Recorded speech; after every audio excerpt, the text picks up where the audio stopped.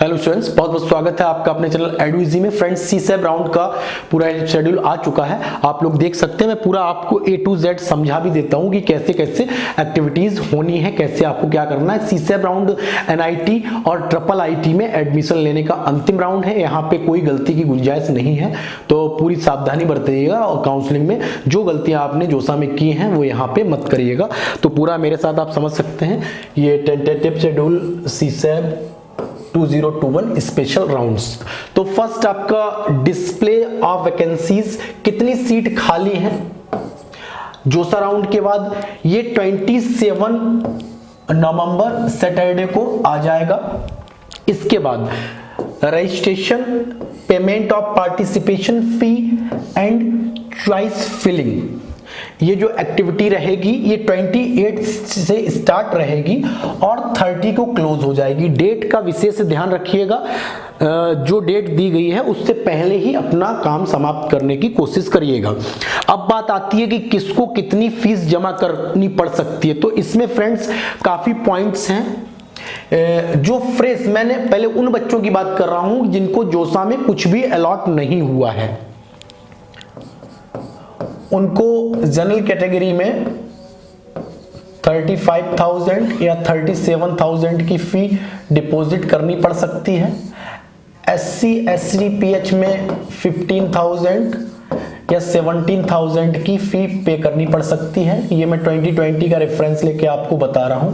इसके बाद वो बच्चे जो जोसा में कॉलेज ले चुके हैं, पहले 35,000 डिपॉजिट कर चुके हैं और बाद में जो आपका फीस है 40,000 वाला वो भी डिपॉजिट कर चुके होंगे, उन बच्चों के लिए बहुत ज्यादा सिंपल एक रजिस्ट्रेशन प्रोसेसिंग फी रहेगी जो 2,000 रुपए की होगी। ये संभवतः फीस रहेगी। अभी जब एग्जैक्ट आ जाएगा तो फीस का मैं वीडियो दोबारा से फिर बना दूंगा। इसके बाद ये चॉइस फिलिंग आपका यहां तक पूरा हो जाएगा। इसके बाद जो अलॉटमेंट रिजल्ट आएगा स्पेशल राउंड 1 के लिए, वो आपका 2 दिसंबर को आ जाएगा। अब इसके बाद आप समझ लीजिए कि करना क्या है। जब फर्स्ट राउंड का स्पेशल राउंड का पहला रिजल्ट आ जाएगा तो उसके बाद आपको क्या क्या एक्टिविटी करनी है, इनको आप ध्यान से समझ लीजिएगा। तो फ्रेंड, इसमें क्या है कि फर्स्ट आप फ्रीज, स्लाइड, फ्लोट ये कर सकते हैं। सारे टर्म्स के वीडियो चैनल पे पड़े हुए हैं, आप देख सकते हैं। इसके बाद दूसरा ऑप्शन ये रहेगा कि surrender allotted seat and participating in next round. आपको फॉर एग्जांपल NIT इलाहाबाद में प्रोडक्शन मिला और आपने कहा ये मुझको पसंद नहीं, मैं तो अगले राउंड में फिर चेक करूंगा, तो आप अपनी सीट को सरेंडर कर सकते हैं और सीधा दूसरे राउंड में जा सकते हैं।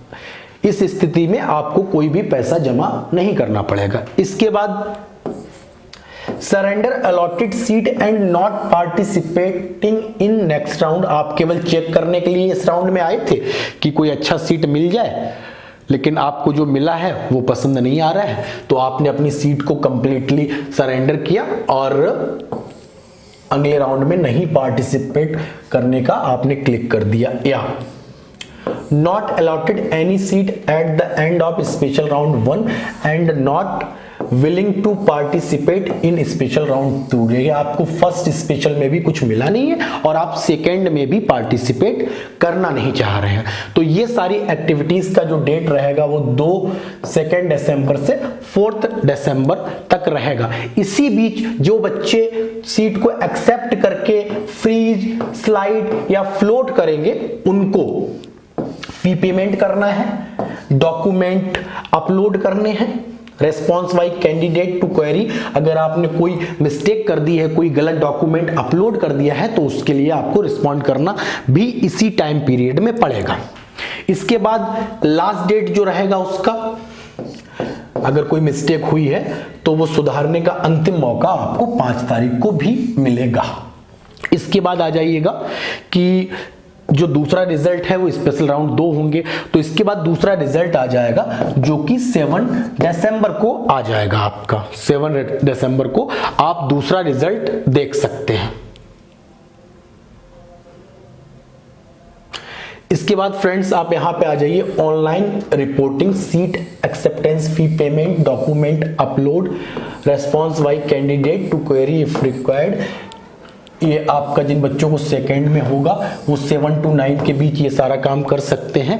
और लास्ट डेट जो रहेगी क्वेरी को रिस्पॉन्ड करने की वो 9 दिसंबर रखी गई है। इसके बाद इसी बीच 7 से लेके 13 तक reporting at allotted institute for all candidate of CSET special round first and second who have confirmed their seat।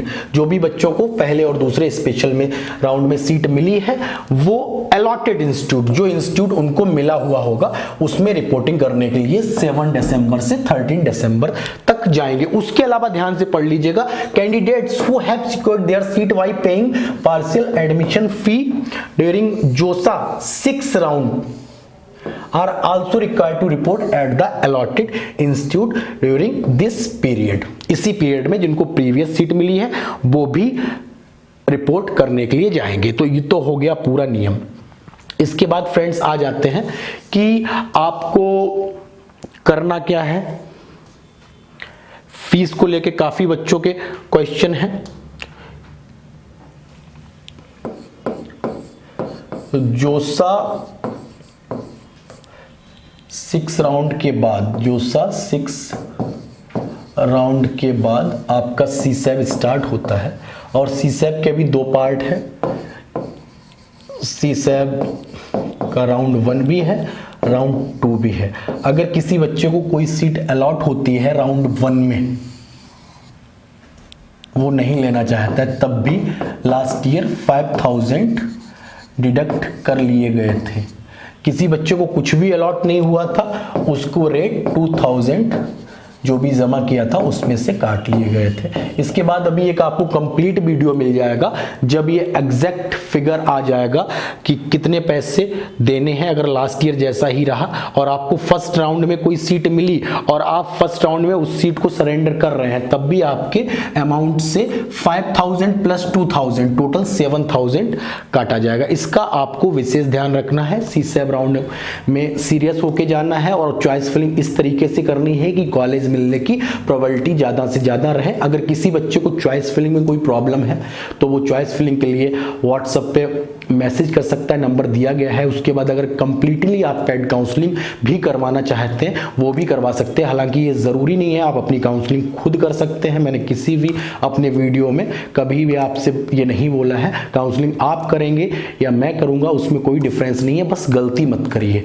अगर आपको लग रहा है कि आप खुद से काउंसलिंग कर सकते हैं बिल्कुल करिएगा। देयर इज नो डिफरेंस, आपके और मेरे में कोई डिफरेंस नहीं है। आप अपनी काउंसलिंग खुद से कर सकते हैं। जिन बच्चों को प्रॉब्लम है वो ही दिए गए नंबर पे केवल फोन करें। आप लोगों का बहुत बहुत धन्यवाद वीडियो को पूरा देखने के लिए और अपना कीमती समय देने के लिए।